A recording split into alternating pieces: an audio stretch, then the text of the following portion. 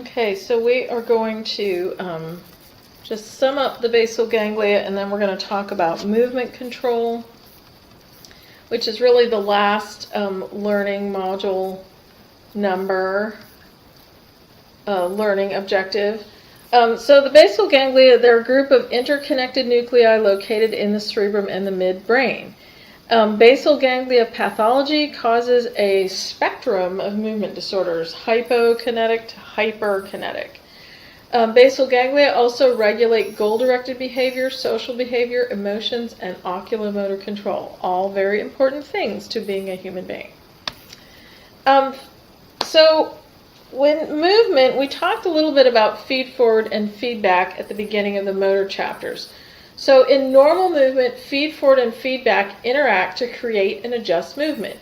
Feedforward consists of anticipatory motor impulses that prepare the body for movement, and feedback is information about the state of the system, like what just happened and what do I need to adjust. There are three fundamental types of movement.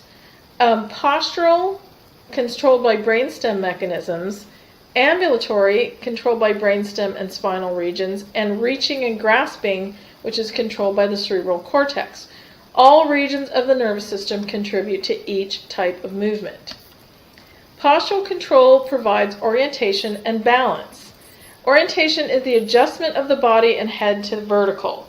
Balance is the ability to maintain the center of mass relative to the base of support. Remember, we talked about that in kinesiology. Postural control is achieved by central commands to the motor neurons.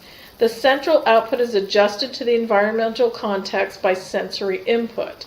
So that's that feed-forward feedback loop again. I hardly a day goes by when I don't say to people that the two things we all need to work on for the rest of our lives are posture and balance. Hugely important. To orient the world, we have three senses that contribute to posture and balance. Somatosensation provides information about weight bearing and the relative position of body parts. That's our conscious and non-conscious proprioception. Vision provides information about movement and cues for judging whether we're upright or not. And our vestibular sense informs us about head position relative to gravity and about head movement. So all regions of the nervous systems are required for normal human ambulation. In working in PT, we're working on gait training a lot and ambulation a lot. Whether someone had a sprained ankle or a intracranial hemorrhage, we're working on ambulation. The cerebral cortex provides goal orientation and control of ankle movements. The basal ganglia govern generation of force. The cerebellum provides timing, coordination, and error correction. And sensory information is used to adapt motor output appropriately, so all regions are involved. During normal gait initiation, the swing limb first pushes downward and then backward against the support surface.